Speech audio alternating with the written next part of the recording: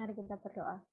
Ya Bapak, terima kasih untuk kesempatan pada malam hari ini. Di tengah kesibukan dan rutinitas kami bisa menyempatkan waktu kami ya Tuhan, untuk kami mau siapkan hati dan pikiran kami, untuk kami sepenuhnya mau memuliakan nama-Mu. Berkati kami ya Tuhan, berikanlah kami hikmat, untuk kami bisa sepenuhnya menyerahkan hati dan pikiran kami. Di dalam nama Tuhan Yesus, kami sedang berdoa. Teman-teman, kita mau untuk rehat dari segala rutinitas kita, dan kita mau sediakan hati dan pikiran kita untuk kita mau lebih dalam untuk menyembah Tuhan. Mari kita pujikan lebih dalam ke menyembah.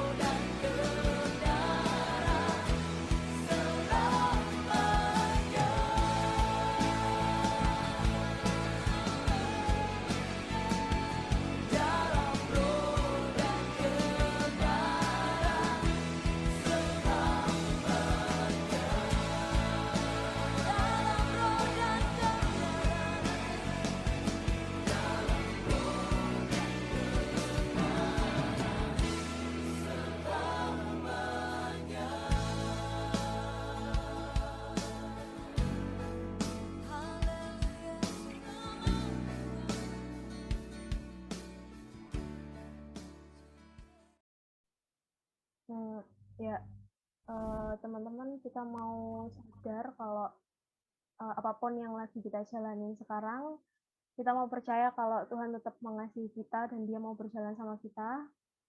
Kita mau sama-sama menyanyikan setiap langkah.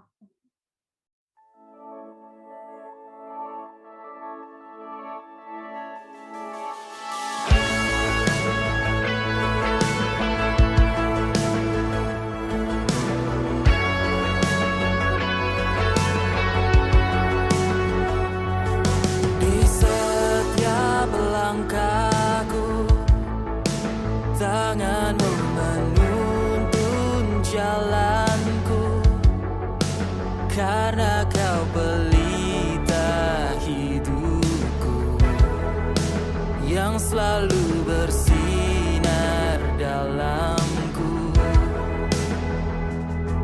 Kasih-Mu sempurna, selalu baru, tiada habisnya.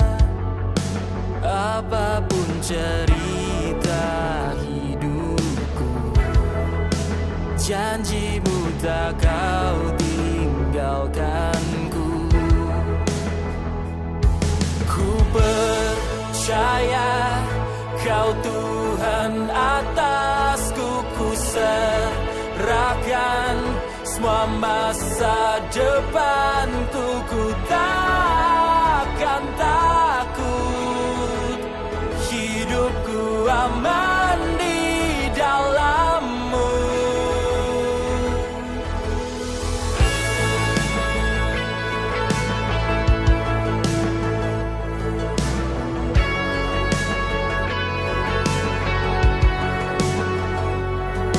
Di setiap langkahku, tangan-Mu menuntun jalanku, karena Kau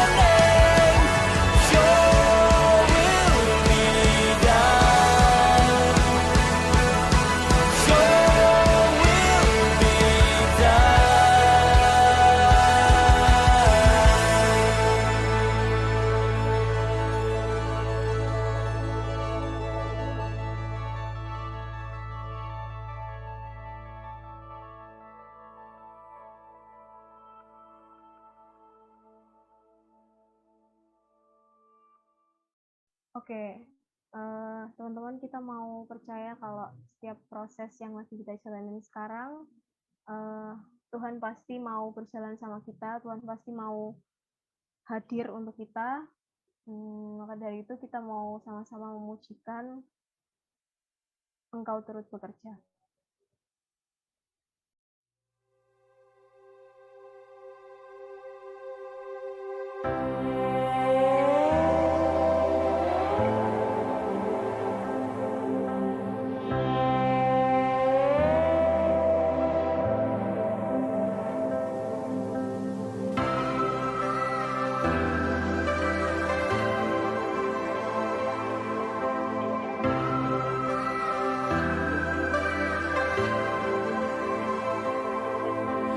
Di tengah luasnya samudra, di dalam badai bergelora, Engkaulah jangkar hidupku. Tak sekalipun ku goyah,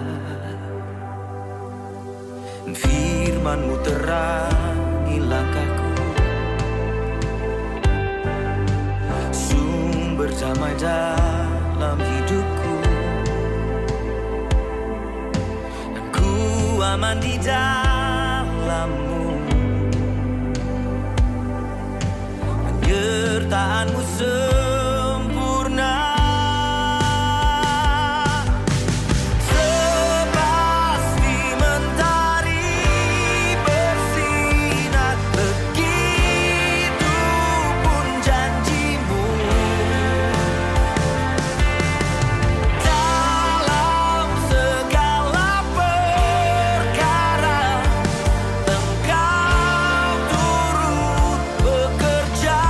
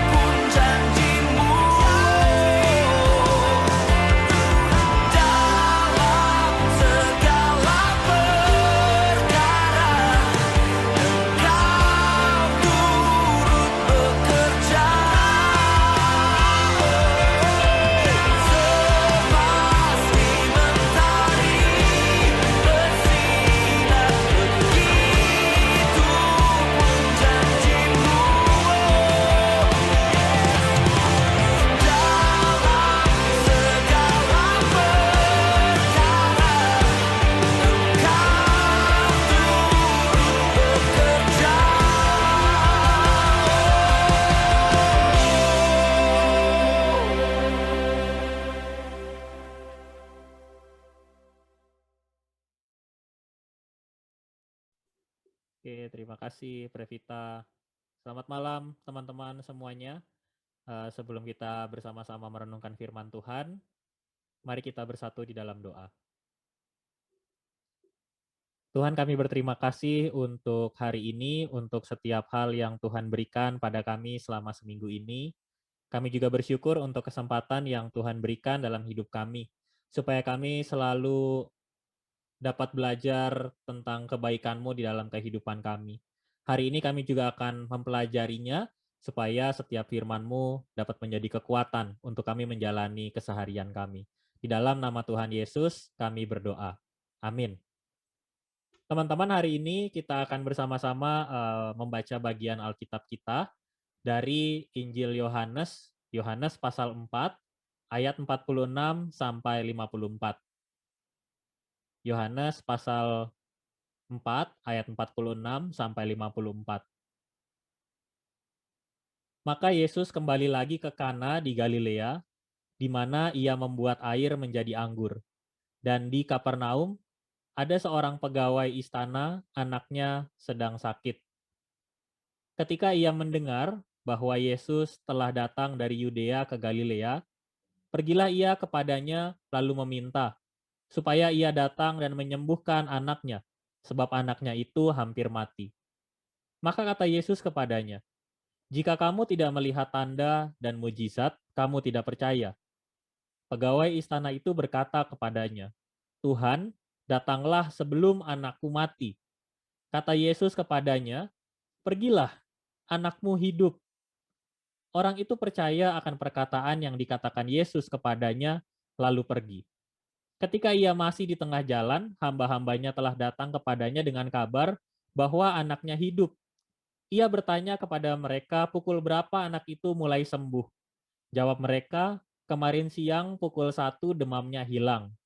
Maka teringatlah ayah itu bahwa pada saat itulah Yesus berkata kepadanya, "Anakmu hidup."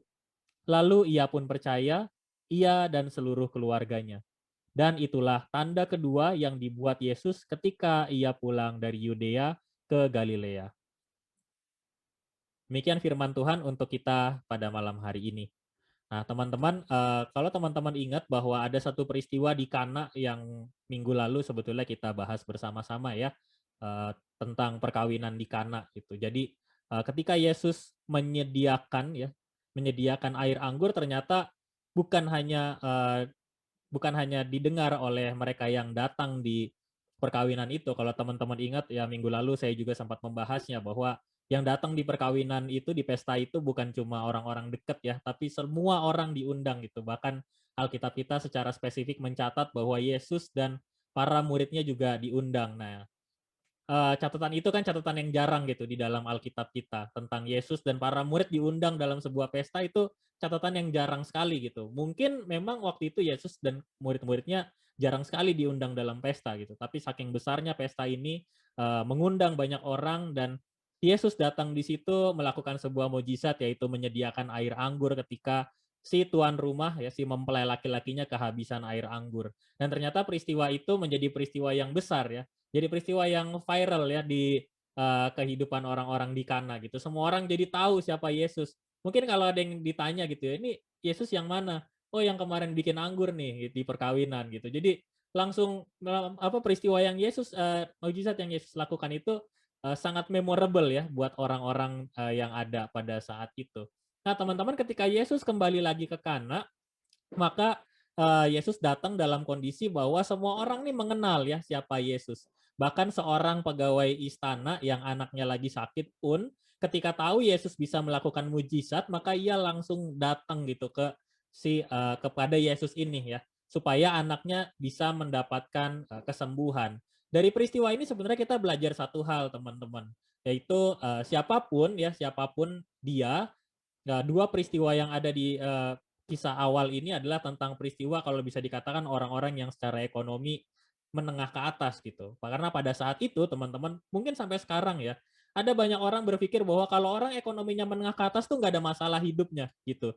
Kalau orang udah cukup uangnya, kalau orang udah cukup mapan pekerjaannya, maka harusnya hidupnya baik-baik aja. Ternyata enggak, teman-teman gitu. Semua orang ya, semua orang siapapun kita itu pasti punya masalah ya, punya masalah, punya kesusahannya kita dan kita sendiri yang tahu gimana cara menyelesaikan masalah-masalah kita gitu. Kita punya akal budi, Tuhan kasih hikmat ya, Dia berikan kita kepandaian untuk kita bisa menganalisis ya, mengukur masalah yang terjadi dalam hidup kita sehingga kita tahu langkah apa yang harus kita lakukan. Nah, si pegawai istana ini ya, si ayah ini ya, yang pekerjaannya pegawai istana ini udah pasti orang kaya nih, teman-teman. Karena dia kerjanya di istana ya. Kerja di istana, dia secara ekonomi menengah ke atas, yang mungkin orang-orang pada saat itu merasa bahwa kayaknya orang kaya nih harusnya nggak susah hidupnya. Ternyata dia punya kesusahannya sendiri gitu. Anaknya ya, di dalam kisah kita tuh dikatakan bahwa anaknya sakit dan hampir mati ya. Jadi bayangkan teman-teman bukan cuma sekadar, sakit tapi, sekarat gitu ya, ya hampir mati ini anaknya ini. Lalu, satu permintaan dia kepada Yesus adalah 2 sebetulnya permintaan dia kepada Yesus. Yang pertama dia minta supaya Yesus datang, lalu yang kedua supaya Yesus bisa menyembuhkan, gitu. Nah ini jadi satu percakapan yang menarik sebenarnya teman-teman. Si pegawai istana datang kepada Yesus, lalu dia ngajak Yesus untuk datang ke rumahnya dan menyembuhkan anaknya gitu. Lalu Yesus justru meresponsnya teman-teman. Jika kamu tidak melihat tanda dan mujizat, kamu tidak percaya gitu. Nah ini gambaran iman yang dimiliki oleh si pegawai istana ini, oleh si ayah ini gitu. Jadi si pegawai istana ini pengen Yesus tuh datang gitu, datang dalam hidupnya. Yesus pengen dia pengen Yesus datang ke rumahnya supaya bisa menyembuhkan anaknya. Maunya dia tuh Yesus datang gitu. Tapi apa yang terjadi teman-teman dalam bacaan kita? Apakah Yesus datang ke rumah itu? Jawabannya enggak gitu. Dan ini nyebelin kan? Ibaratnya kalau kamu tahu ya, anggota keluargamu ada yang sakit, kamu tahu the best doctor in town gitu kan, dokter yang terbaik di dalam di dalam lingkungan kita gitu. Lalu kita minta, "Dok, datang ke rumah dong. Nih saudara saya sakit." Lalu dokternya nggak datang gitu dan dia nggak mau datang gitu. Dan ini kan menyebalkan gitu teman-teman.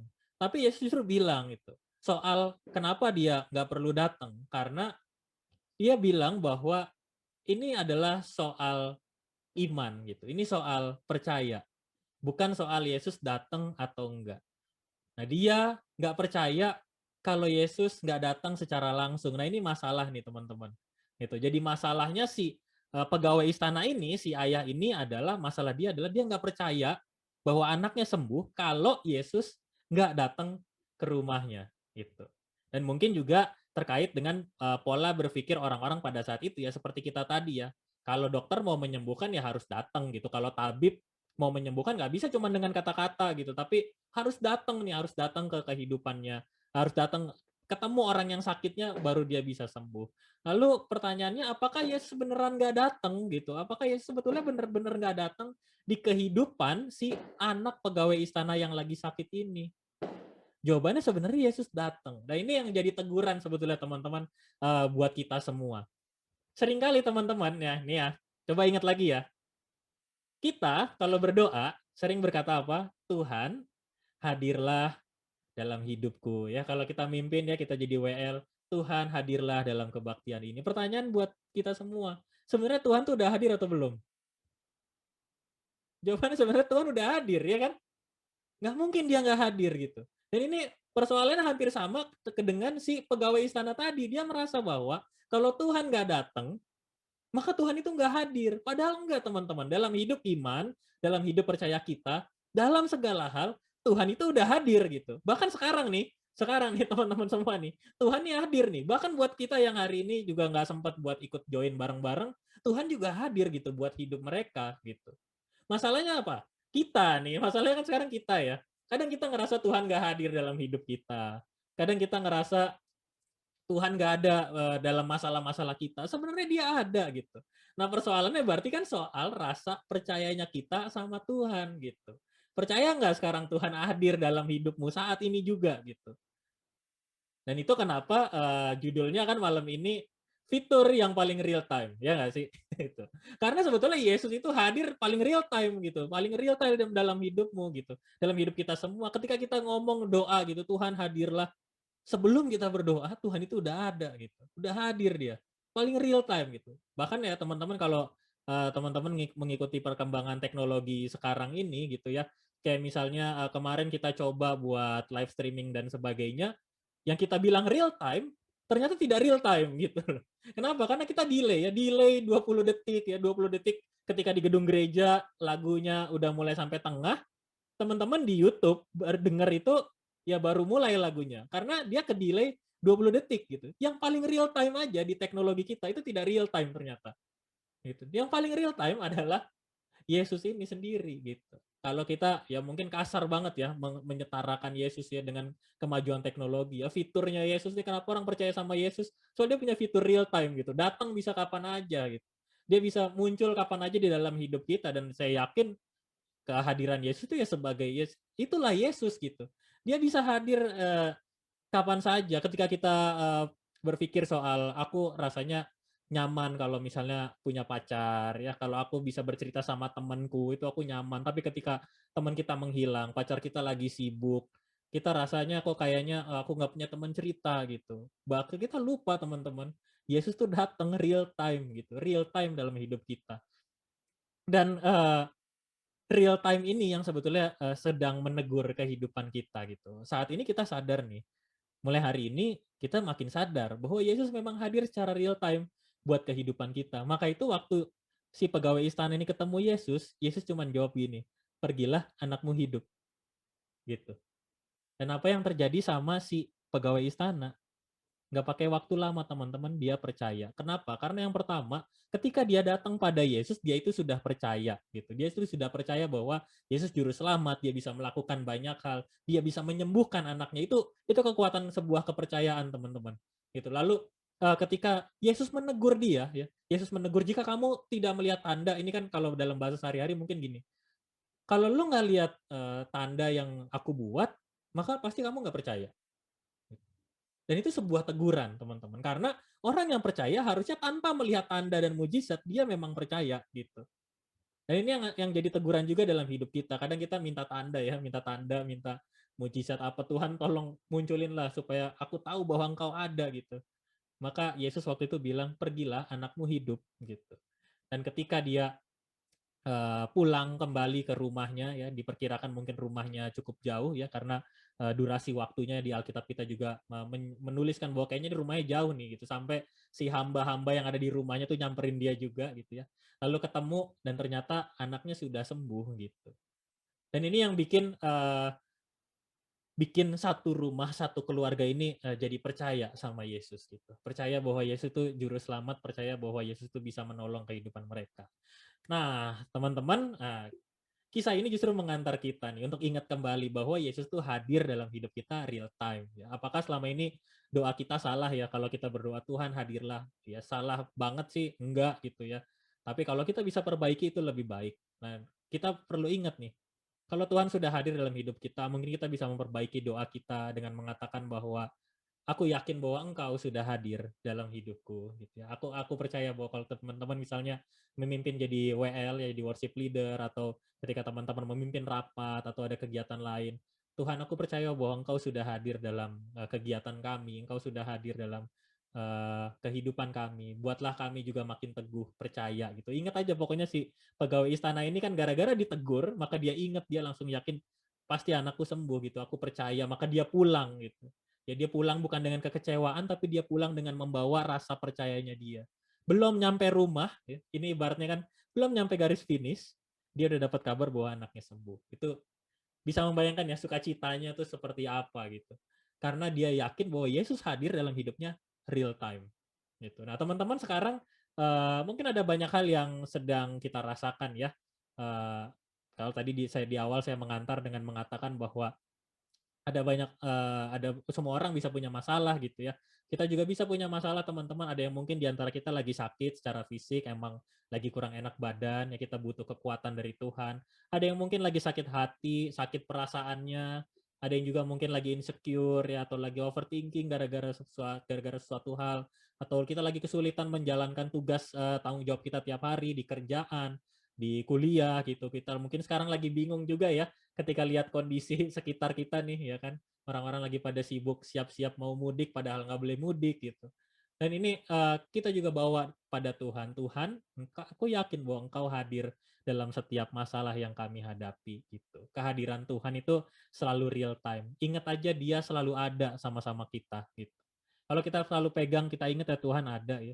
Mulai dari hal yang paling kecil, nafas hidup yang kita hirup ya, ini normatif ya. Jadi ini istilah yang sering saya pakai nih. Ini contoh-contoh normatif nih teman-teman. Biasa dipakai oleh anak SD ya. Nafas hidup yang kita hirup ya, uang yang kita punya, itu jadi tanda bahwa Tuhan hadir ya buat kehidupan kita. Nah, yang nggak normatif apa? Misalnya kalau kita nggak punya uang tapi kita masih bisa makan ya, kita masih bisa pelayanan, hati kita lagi dongkol, lagi kesel, tapi Tuhan kasih kita kesempatan buat bisa pelayanan, kita bisa punya kuota ya yang cukup ya untuk bisa mendengarkan hal-hal yang baik yang perlu kita tangkap dalam kehidupan kita, bukan cuma sekadar buat main game atau buat urusan-urusan yang lain yang berkaitan dengan kesenangan kita, dia hadir benar-benar real time gitu. Jadi itu yang perlu kita pegang teman-teman, bahwa dia hadir, Yesus tuh hadir benar-benar real time dalam kehidupan kita. Kuncinya apa? Percaya. Jadi hanya dengan percaya, maka kita juga yakin bahwa dia hadir dalam hidup kita real time ya. Makin kita percaya, kehadirannya justru makin bisa kita rasakan. Jadi kalau sekarang kita ngomong aku nggak terlalu yakin Tuhan hadir dalam hidupku, ya berarti persoalannya kita tanya coba, apakah kita benar-benar percaya bahwa dia ada dalam setiap urusan kehidupan kita. Nah, kalau kita udah makin percaya, kita pasti makin sayang sama Tuhan.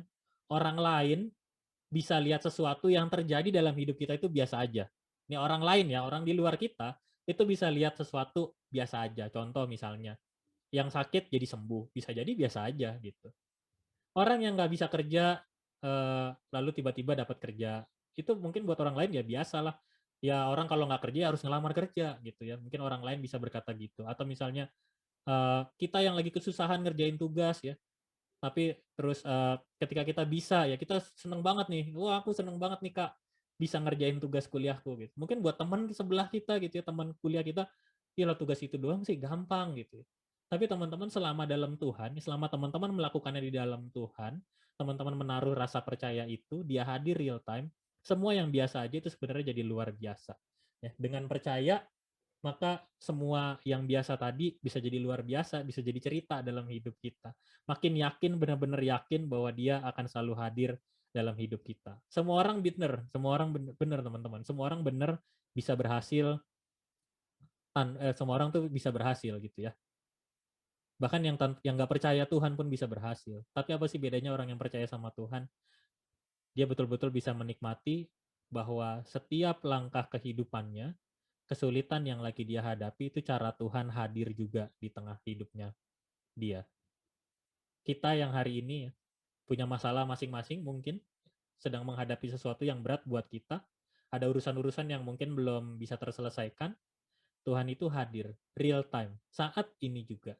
Bahkan sebelum ketika kita meminta dia datang, dia udah ada dalam hidup kita. Kuncinya satu, percaya.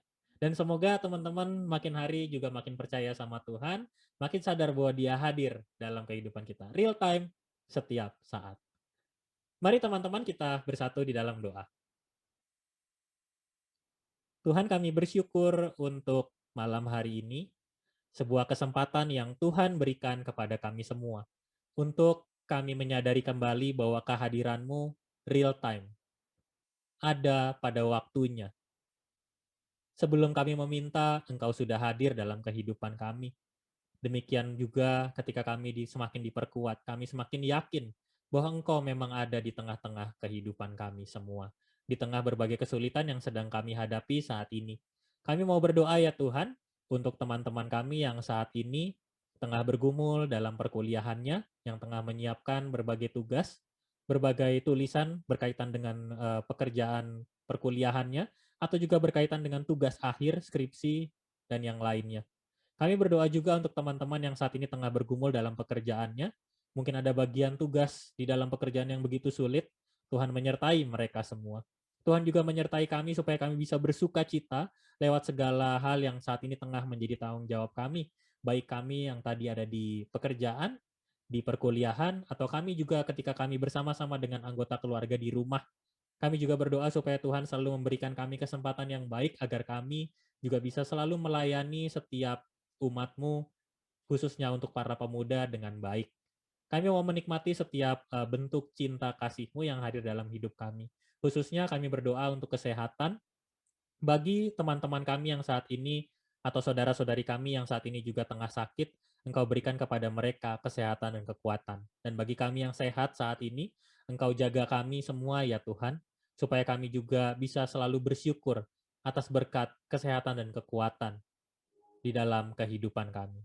Tuhan, hari ini kami juga mau berdoa. Kiranya Tuhan menyertai lingkungan di sekitar kami, supaya kami semua juga selalu dapat menikmati setiap kebaikan Tuhan.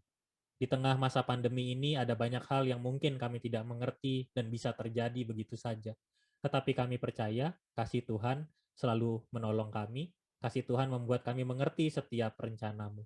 Ada banyak hal sulit yang mungkin tidak dapat kami pahami, tetapi justru kami harus semakin berpegang kepada Tuhan. Kami mau menyerahkan semuanya ke dalam tangan Tuhan, keseharian kami semuanya. Di dalam nama Tuhan Yesus kami berdoa. Amin.